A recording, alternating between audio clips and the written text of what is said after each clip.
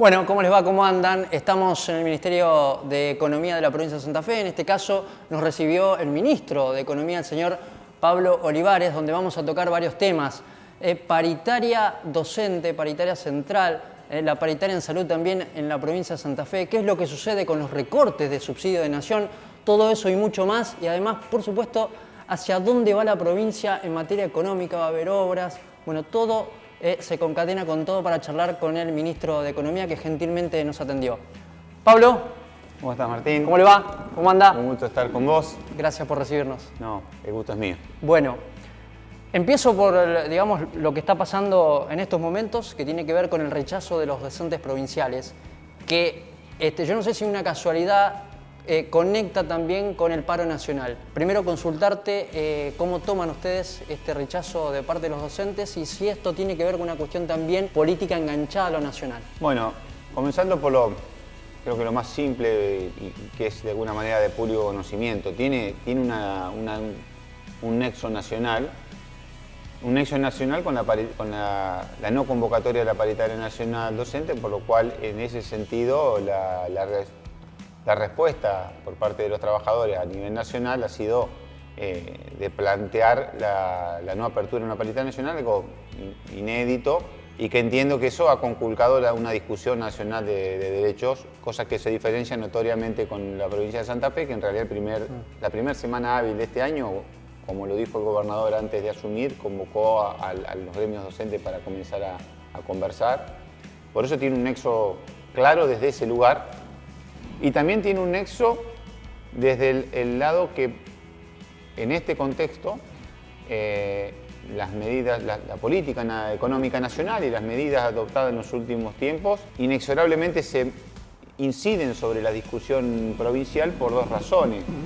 Por un lado, que mientras estamos discutiendo salarios, el gobierno nacional le recorta los salarios a los trabajadores, una parte del salario que viene de Nación y que en el fondo era un salario que pagaba Nación por intermedio de las provincias, que es el FONIT. Por otro lado, Nación recorta... Ministro, ¿me explica esa parte? Porque por ahí no se entiende, digamos, el común de la gente por ahí se pierde en ese sentido y me parece que es bueno que usted lo explique. Exactamente, el Fondo de Incentivo Docente, con la sigla FONIT más conocido, el Estado Nacional le abona a todos los trabajadores del país un estímulo, un incentivo, por eso se llama incentivo docente, simplemente se lo envía a las provincias para que las provincias lo bancaricen, lo transfieran, lo liquiden a sus agentes, pero en realidad es un componente del salario que reciben todos los docentes argentinos que abona el Estado Nacional por ese fondo de incentivo docente. ¿A aquellos docentes nacionales? No, a todos los docentes del país. Okay. Entonces, el Estado Nacional desde hace unos 25 años le otorgó a todos los docentes del país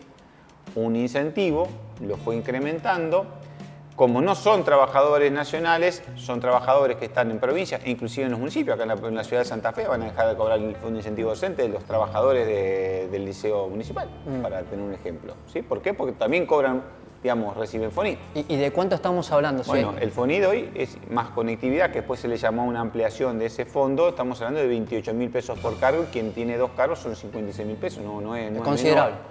Entonces, decía que se incorpora, por un lado, ese recorte nacional se incorpora como una mala noticia y como una realidad dura para el trabajador docente, que en el mismo momento que estamos discutiendo los sueldos provinciales, les avisan que de la Nación le van a interrumpir esa parte. Y al mismo tiempo, la Nación le disminuye recursos a la provincia, transferencias no automáticas, por unos 12.000 y 14.000 millones de pesos por mes, con lo cual se mete esta cuestión nacional dificultando la situación en las provincias, por un lado, como decía, reduciéndole el salario a parte del salario de los trabajadores y por otro lado disminuyéndole los recursos, en este caso al empleador que está discutiendo las paritarias, como es la provincia. Entonces, bueno, inexorablemente se ha introducido esa cuestión nacional, con lo cual lo que seguramente va a tener connotación la semana próxima es eso. Y lo otro es el tema del rechazo. Bueno, ahí es donde uno puede entender que cuando las paritarias están permanentemente abiertas y que no llegar a un acuerdo en un país plural, en un país donde las cuestiones se dialogan, no es la primera vez que un gobierno o que un empleador y un trabajador o las partes en general no lleguen a un acuerdo y siguen discutiendo, no es el fin del mundo eso. Lo que sí creo que hay que diferenciar es que como respuesta casi inmediata o respuesta casi complementaria de esa no aceptación tenga que significar una merma en el futuro de los chicos. Entonces, eso es lo que creo que culturalmente nos debemos todos, en general en el país. Y si usted dice, en lugar de volver a sentarse y dialogar, se toma la decisión unilateral. Cuando se unilateral. dialoga, dice, bueno, se puede hacer esta propuesta.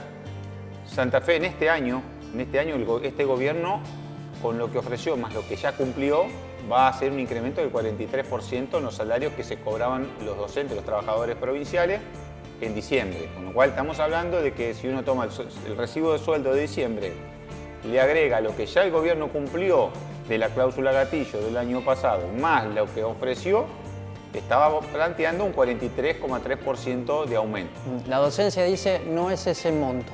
¿Me lo explica, ministro? Bien, ese es el monto. Lo que puede estar planteando es que dice, bueno, miren, el 36,4 estaba escrito el año pasado.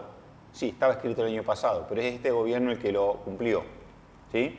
El año pasado, ¿de dónde surgió ese dato? Ese dato se surgió donde sistemáticamente la cláusula gatillo se le negó durante 4 años a los trabajadores y un gobierno prácticamente sabiendo que la alternancia era inexorable, acuerda aumentos pequeños hasta el final de su mandato y firma una cláusula que el que venía tenía que pagar la diferencia. ¿Sí? Como si uno va diciendo, mire, te firmo que todo lo que yo consuma, ¿sí? Es un pagaré que pagaré, lo pagará. ¿sí? Pero yo te dejo tanto y la diferencia la va a pagar el que viene después. ¿Sí? La va a pagar mi compañero que viene más tarde. Entonces yo te firmo eso, que todo se te va a pagar y el pago mayor le queda al que viene. Eso es lo que aconteció.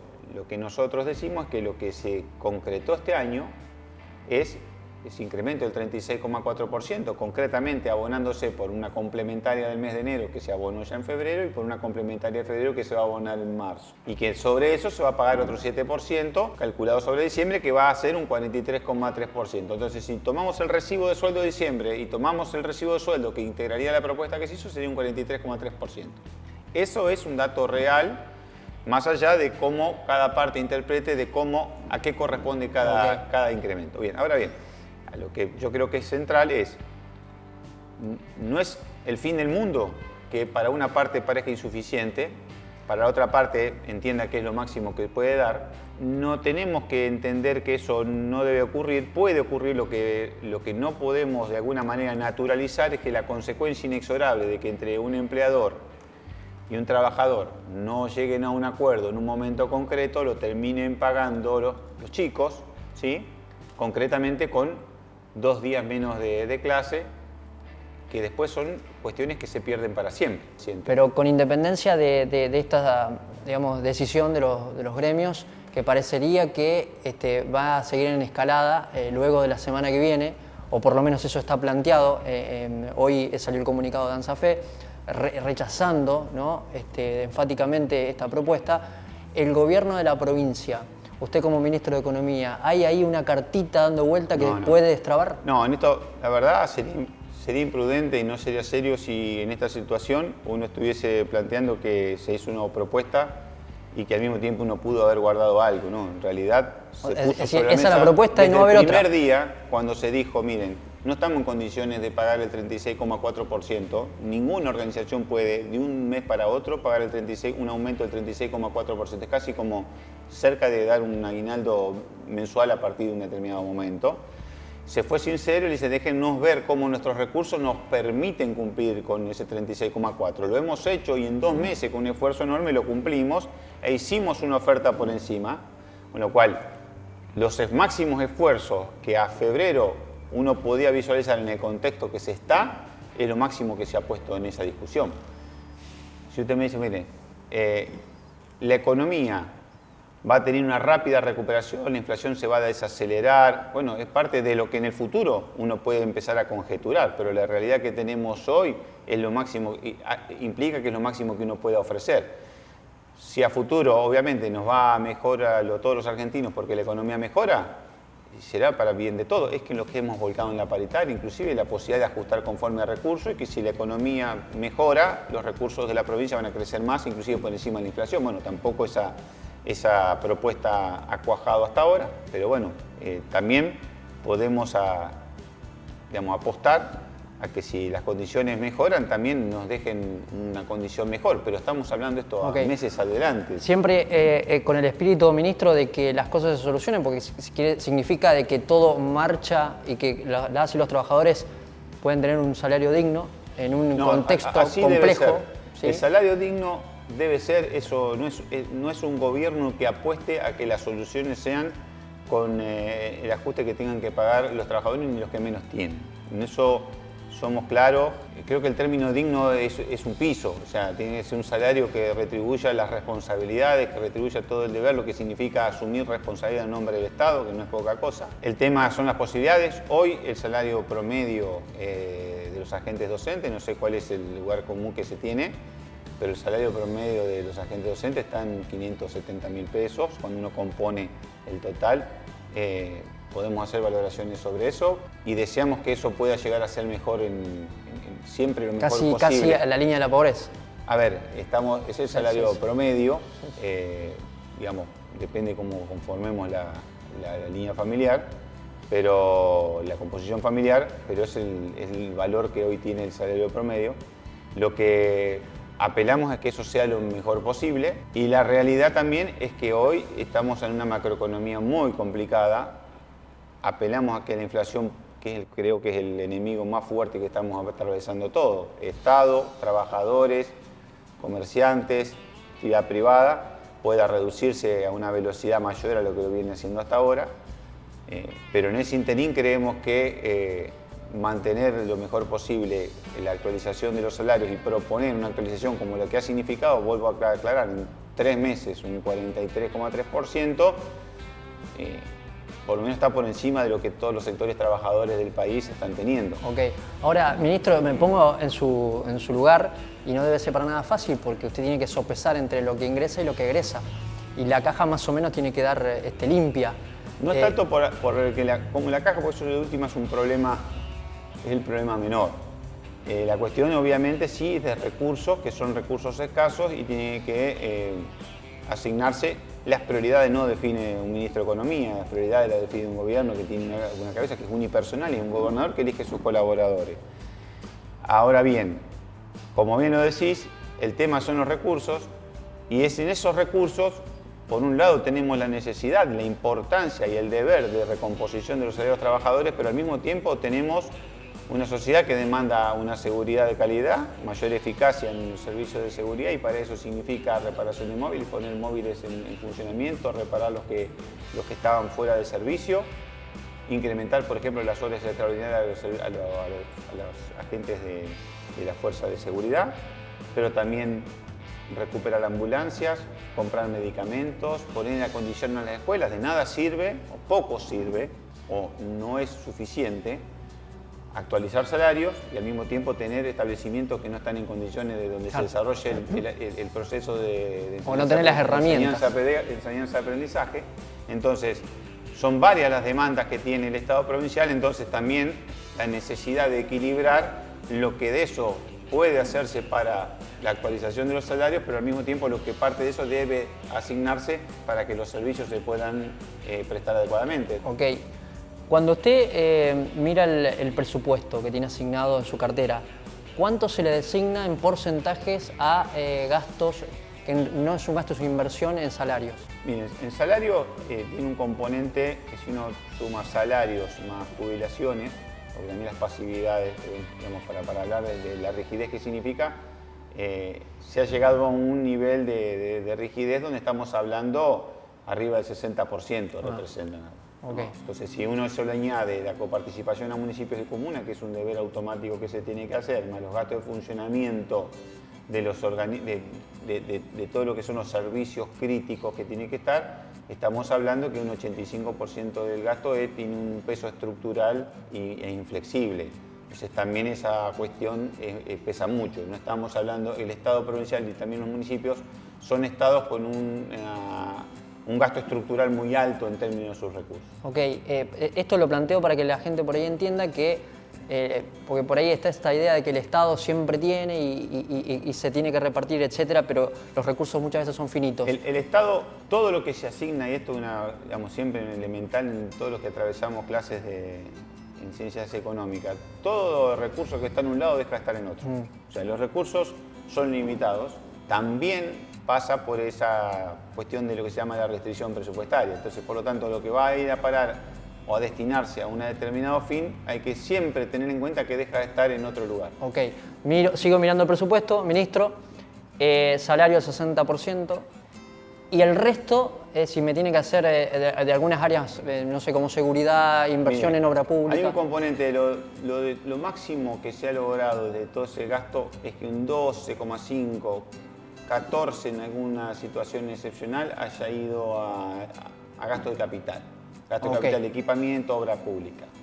El resto son a veces transferencias a sectores vulnerables que se suele hacer sobre todo a través de los distintos ministerios sociales y un componente de lo que es los gastos de funcionamiento de los servicios críticos, de educación, seguridad y salud, principalmente a la cabeza, es lo que conforma esa franja y después coparticipación a municipios y comunas, que es una erogación del Estado, pero en realidad es impropiamente una erogación, sino que es una coparticipación de parte de los recursos que tiene. Ese es el ABC de la estructura presupuestaria. Un componente duro de salarios y prestaciones de seguridad social, jubilaciones, coparticipación a municipios y comunas, transferencias para beneficiarios de determinados programas de asistencia, gastos de servicios críticos y luego lo que es inversión en gasto de capital, que lo deseable es que eso sea el mayor porcentaje posible. ¿Qué es el gasto de capital? El gasto de capital es la producción de determinados medios que permiten incrementar la capacidad productiva de una sociedad en el futuro. Esa es la gran diferencia del gasto de capital y gasto corriente. El gasto corriente es un gasto que se consume, que es importante porque, a ver, una dosis de un medicamento es un gasto corriente. Ahora, si sabemos que si no lo estamos aplicando, puede haber una vida en juego, ¿sí?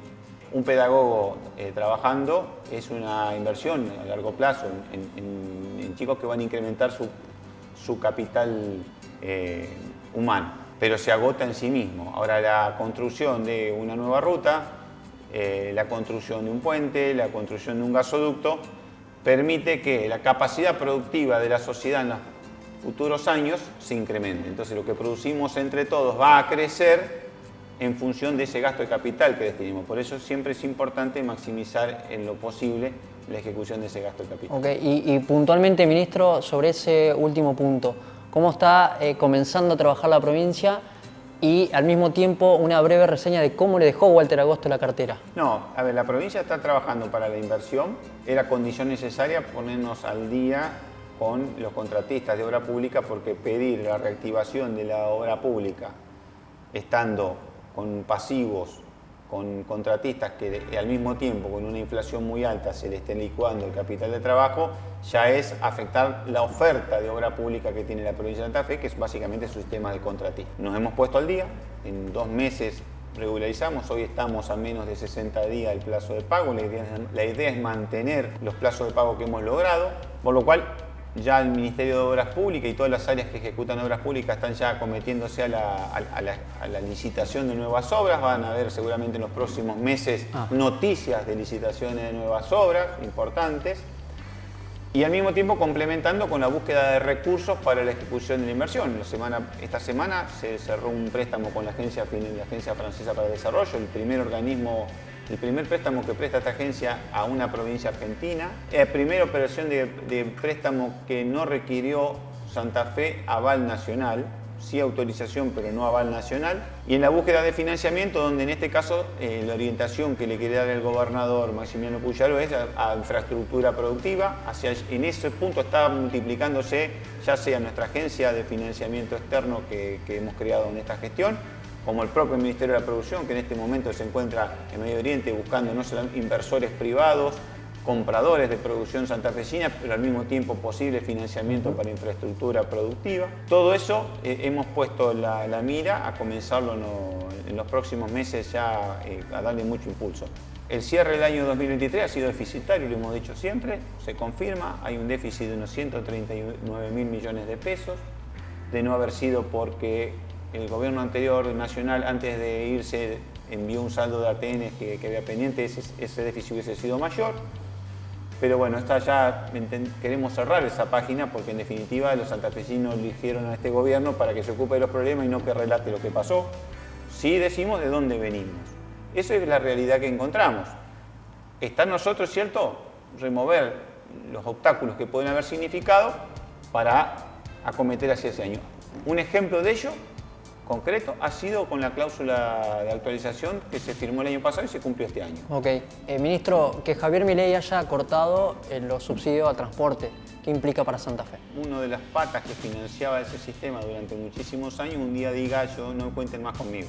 Eso significó que la provincia diga, bueno, nosotros, al contrario, nosotros estamos presentes. La discusión pasa es cómo se recompone esa pata que deja de estar para financiar ese sistema. La provincia va a mantener su aporte y de hecho a través del boleto educativo gratuito va a reforzar ese aporte porque, por ejemplo, lo que costaba 640 millones por mes de boleto educativo gratuito, que es un beneficio que tienen también no solamente los alumnos, sino los trabajadores de la educación, esos 640 millones pueden llegar a transformarse casi en 1.700, 1.800 millones, según cómo evolucione el boleto. Okay. ¿Y eso a dónde va? ¿A las empresas o a los municipios? Eso va directamente a las empresas, a las empresas. Que son las prestadoras. Pablo Habkin, hace pocas horas le votaron la emergencia en transporte y están evaluando el precio allí, en Rosario, lo mismo Poletti, aquí en la ciudad de Santa Fe. Y se habla de un aumento del 100% allí en Rosario puntualmente. ¿Qué le dice usted como ministro al intendente en este caso y a los usuarios, obviamente, que el 100% en un solo envión sugiere desacomodar su economía doméstica? A ver, más que decirle no es decirle a nadie en particular. O sea, el entender que la provincia, a pesar que de los otros niveles de Estado en determinado, por ejemplo en el transporte público urbano, que es una competencia municipal, a pesar de que uno de los otros dos niveles, que no son el municipal, cofinanciaban ese sistema, a pesar de que el Estado Nacional ha decidido de un día para otro, sin aviso previo, decir no cuenten más conmigo, la provincia va a estar y no va a aprovecharse de esa situación de que un Estado Nacional diga que esto no tiene que seguir más así y la provincia no toma ese mismo camino, persiste y al mismo tiempo cofinancia incrementando lo que va a aportar por el BEC. Lo que creemos es que no hay que claudicar y entendemos que las provincias no solamente la tienen esta posición de permanencia, sino al mismo tiempo de seguir peleando por eso lo que Nación dejó de enviar, como al mismo tiempo de buscar una solución, porque a ver, hoy está la discusión del boleto,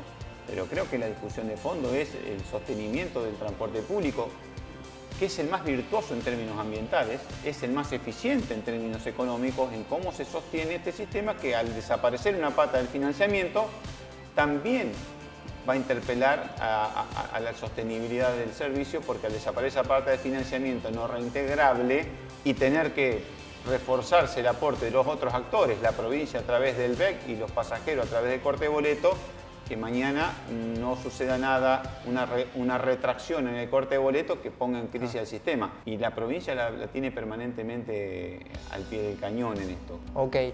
Ministro, ¿y qué otras partidas deja o dejó de mandar Nación que por ahí a nosotros se nos escapa? En el caso escolar dejó de transferir lo que es el Plan 25, conocido como jornada extendida, que le permitía a las escuelas tener una jornada mayor a las primarias, mayor a las que tenía. Transferencias para refuerzo nutricional de comedores escolares.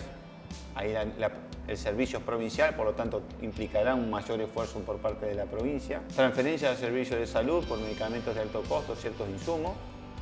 Las transferencias automáticas para el déficit de la caja de jubilaciones, transferencias para determinadas obras y el transporte y para el fondo compensador del transporte. Ese es el corazón de lo que ha dejado. ¿Y en términos de presupuesto cuánto representa? Son unos 12.000 millones por mes.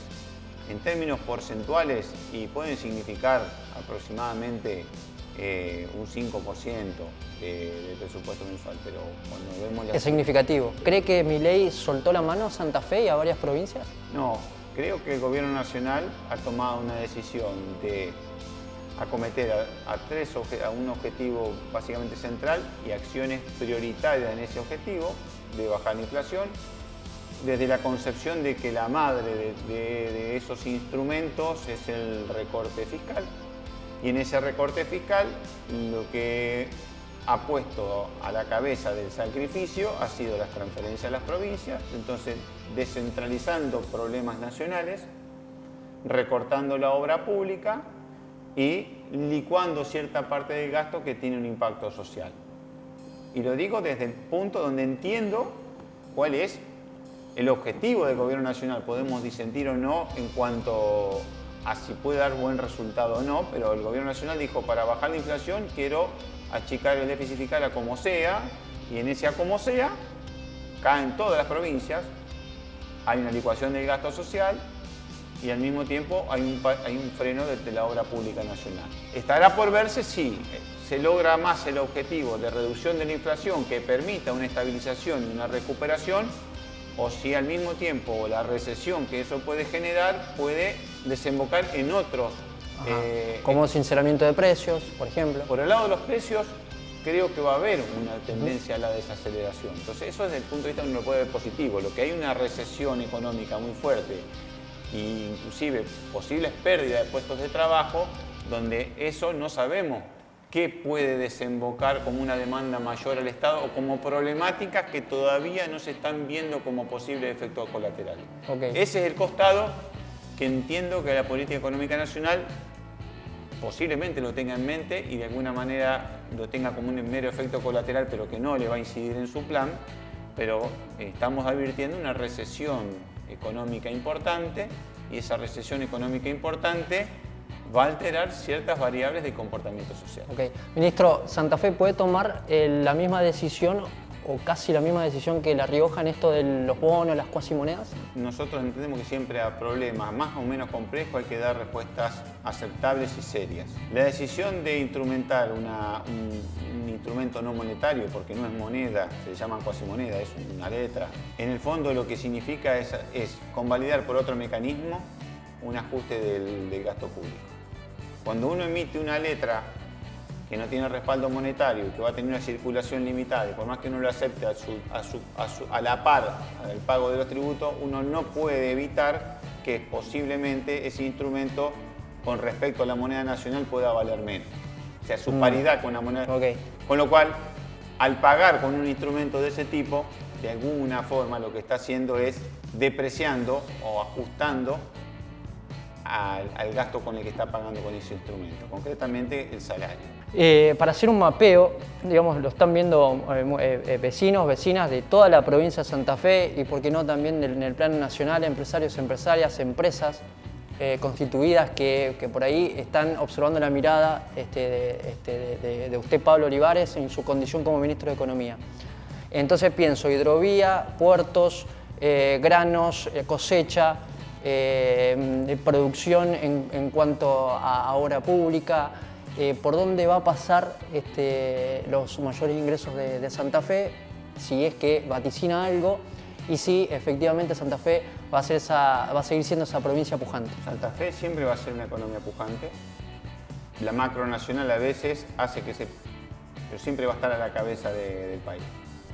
Por idiosincrasia, por potencia, por estructura, por muchas razones. ¿Por dónde va a pasar? Más que por ingresos, porque esto es una cuestión de alguna manera de cómo sostener al Estado, pero entiendo como por el proceso de creación de riqueza. Santa Fe tiene una economía diversificada, es una economía con una diversificación de su matriz productiva muy importante, donde convive los agronegocios, convive con la industria, convive con servicios de calidad, por lo cual entendemos que y es una economía con un alto nivel de productividad. Entonces, por lo tanto, es una economía con una visión exportadora. Entendemos que en el caso de generarse unas condiciones de estabilización macroeconómica, que creo que las reglas económicas es lo que a veces alteran y hacen retraer a los agentes económicos que no invierten, que no apuestan, se retraen, eso genera caída de empleo o de demanda laboral. Cuando se generen condiciones de certidumbre, entendemos que el despliegue de la potencialidad productiva de Santa Fe va a estar siempre presente y a la vanguardia nacional, y eso no solamente va va a ser un beneficio para la provincia, sino que va a ser el motor que siempre el país ha tenido en la provincia de Santa Fe, como con la provincia de Córdoba, que básicamente han sido siempre el motor del interior productivo, que a la larga es el empuje mayor, el motor más potente que tiene el país, básicamente es su corazón, donde tiene la economía más diversificada. Y que siempre de alguna forma, no es casual, que es desde donde siempre se le ha hablado con asertividad, una palabra que a mí siempre me gusta. Desde asertividad significa, miren, esta es mi posición.